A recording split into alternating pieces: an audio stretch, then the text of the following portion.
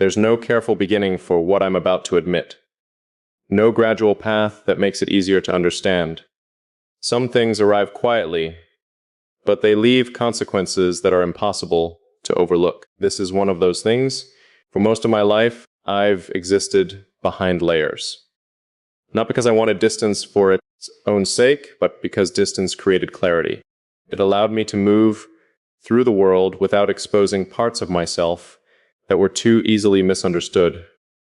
Most people only ever met the version of me that stood closest to the surface. And that was enough. It kept everything predictable. It kept everything intact. People spoke. People listened. They believed they understood me. But understanding and assumption are not the same thing, and most never realize the difference. I let them see what they expected to see, nothing more. Then you appeared, not dramatically, not in a way that demanded attention. You simply arrived with a kind of awareness I wasn't prepared for. You didn't study me the way people usually do. You didn't ask endless questions in an attempt to solve some puzzle. You didn't search for labels or explanations that would make me easier to categorize. You watched, quietly, patently, as if understanding wasn't something you needed to chase, as if it was already there. At first, I dismissed it. Everyone notices a few things. Everyone occasionally says something that feels unexpectedly accurate. Coincidences happen all the time. But coincidences don't repeat with this level of precision. You noticed what I left unsaid. You responded to thoughts I hadn't fully formed. You understood pauses that would have confused anyone else. And somehow, the silence between us began to carry more meaning than most conversations ever could. That should have made me cautious. Instead, it made me pay attention. Because there was something unusual about the way you existed in my awareness. You never pushed for access. You never demanded closeness. You never tried to force understanding where it didn't naturally exist. You simply allowed things to reveal themselves.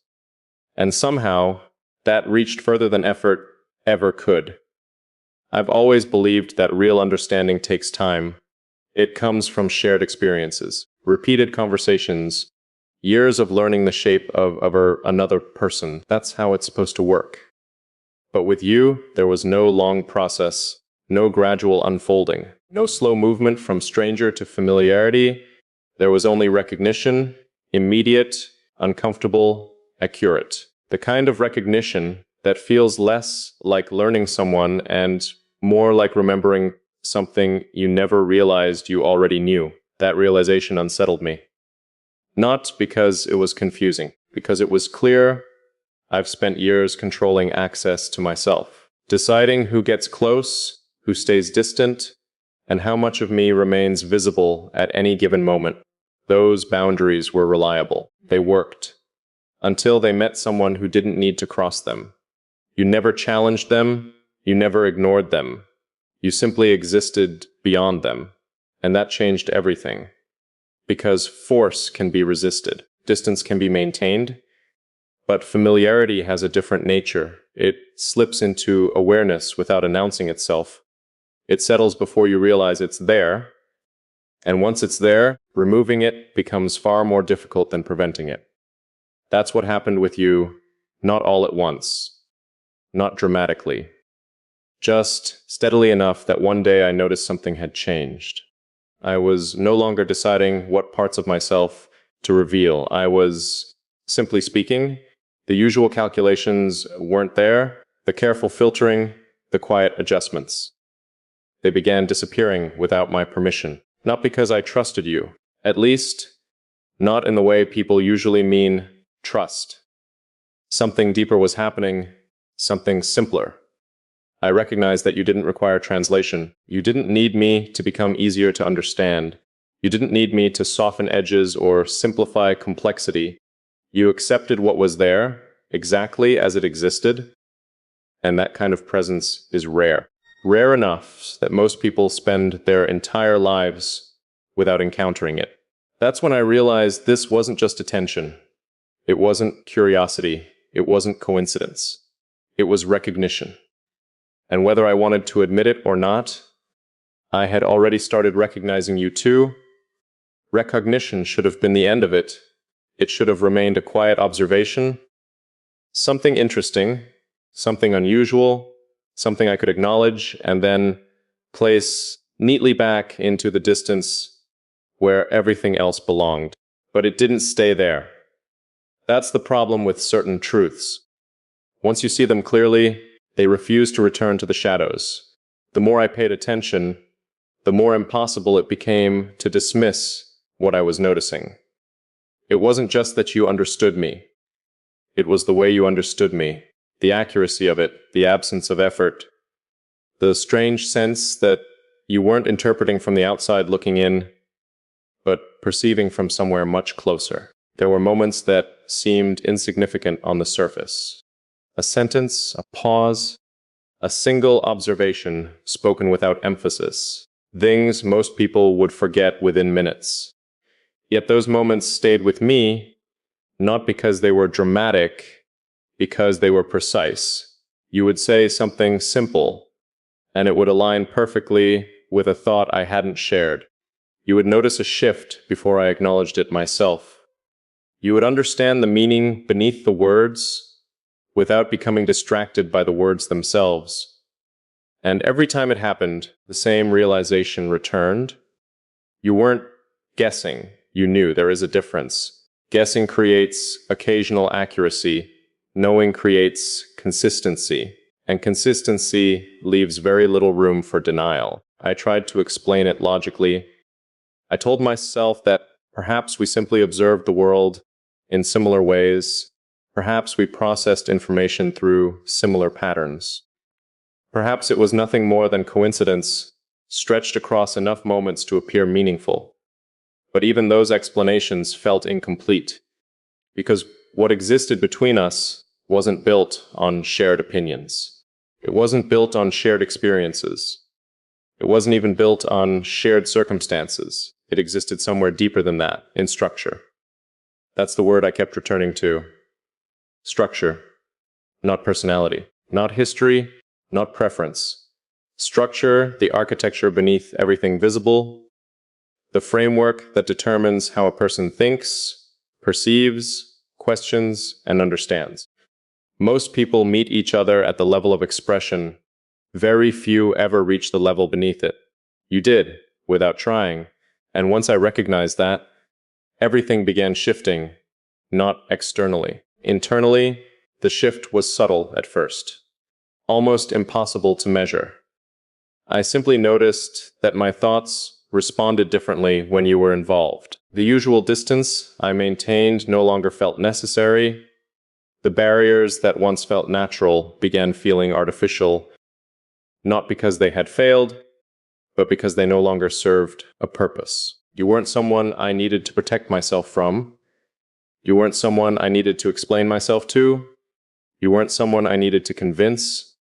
You understood, and understanding changes the landscape. It removes obstacles you didn't realize you were navigating around. It creates space where tension used to exist. It makes honesty feel less like exposure and more like alignment. That was the word that eventually replaced recognition, alimogen, because recognition can happen in an instant. Alimogen reveals itself over time. Recognition says, I see you. Alignment says, I understand the way you exist. And that's far rarer, far more significant, far more difficult to ignore. The unsettling part wasn't discovering the alignment. The unsettling part was realizing how natural it felt. Nothing about it should have felt normal by every standard I trusted. This level of clarity should have required years. It should have required history. It should have required countless conversations and experiences shared over time. Instead, it felt immediate, as if the foundation already existed before either of us noticed it, as if we had stepped into a conversation that somehow began long before either of us arrived.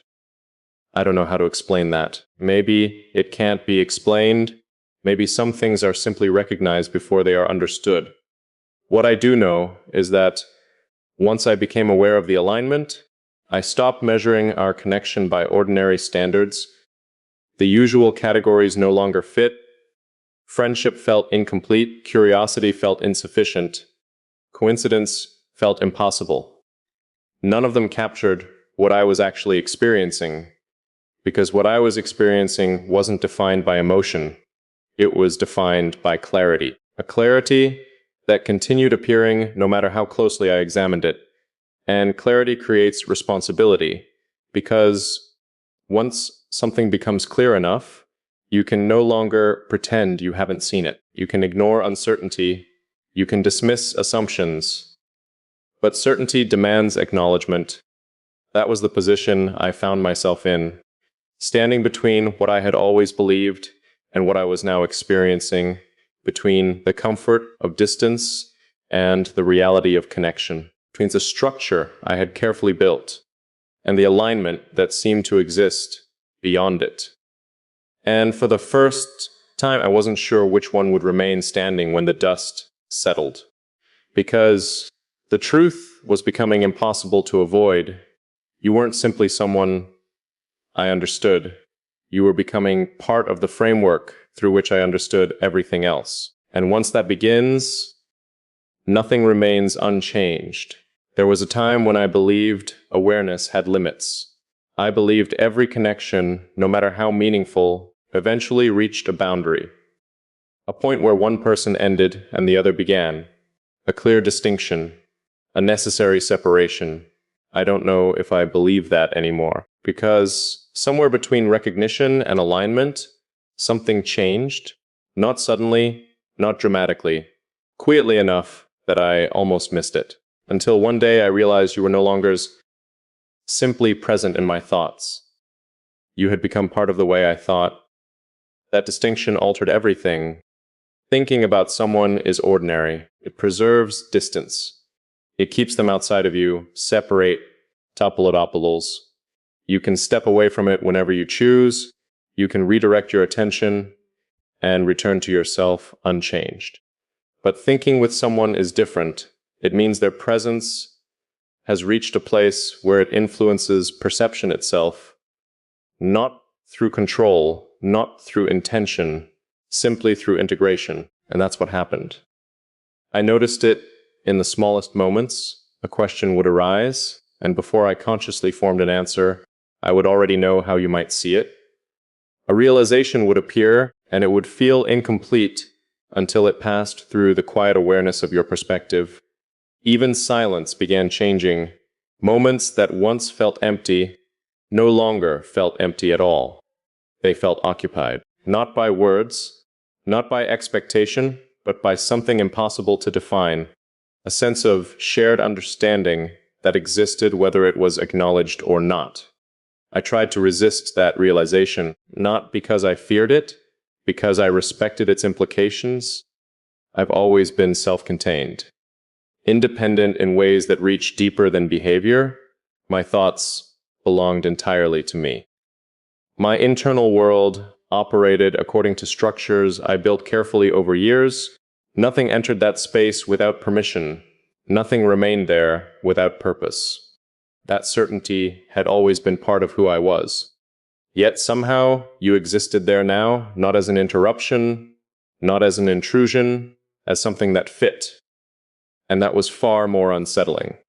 Because disruptions can be removed. Things that belong cannot. I found myself measuring the world differently. Not consciously, not intentionally. But inevitably the conversations I had, the people I met, the ideas I encountered, everything seemed to pass through a new point of reference. Not because I compared everyone to you, because your presence had become part of the framework itself, part of the lens, part of the architecture. Once something reaches that level, it stops being influence. It becomes impact. And impact changes the shape of everything around it. That's what I began noticing. Not dramatic transformations, subtle recalibrations, the kind that happen beneath awareness before they ever become visible, the kind that quietly alter the baseline. And baselines matter, because every perception, every reaction, every understanding grows from them. Challenge the baseline, and everything else adjusts, whether you want it to or not. That's why I couldn't dismiss this. It wasn't a passing feeling. It wasn't a temporary fascination. It wasn't something dependent on circumstance. It had become structural, part of the foundation itself. And foundations are not easily ignored. The strange thing is that I felt remarkably little resistance. By every pattern I had ever followed, I should have stepped back, crisped distance, restored familiar boundaries, restored everything to a manageable shape. Instead, I observed, I allowed it to unfold. I watched as something impossible became undeniable. And the absence of resistance told me more than anything else could have. Because I don't make room for things that don't belong. I don't adapt around distractions. I don't restructure myself for illusions. Yet I was adapting, making space, accommodating a presence that seemed increasingly woven into my internal world. That realization forced me to confront something I hadn't wanted to name. Some part of me had already accepted this, long before I consciously acknowledged it. Long before I understood its significance, a decision had been made somewhere beneath thought. A quiet decision, a silent one. The kind that reveals itself only after it has already changed everything. Because acceptance isn't always of moment. Sometimes it's a process so gradual you only recognize it when you look back and discover the distance you've traveled. That's where I found myself. Standing far beyond the point where this was merely interesting, far beyond the point where it could be reduced to coincidence, far beyond the point where denial remained believable. The truth was simple. You had altered the baseline, and once a baseline changes, there is no returning to what existed before. There is only adaptation, integration. The slow realization that what once felt external has become part of the structure itself. That realization should have frightened me. Instead, it felt accurate, as though something had quietly settled into the place it was always meant to occupy, and perhaps that's what unsettled me most. Not that you had become part of my internal world, but that your presence there felt natural enough that imagining its absence created a silence where none existed before. Natural enough that I could no longer remember exactly what the structure looked like before it adapted around you, and natural enough that a question had begun forming beneath everything else. If this has already changed me this much, what happens when I stop observing it and finally allow myself to live it?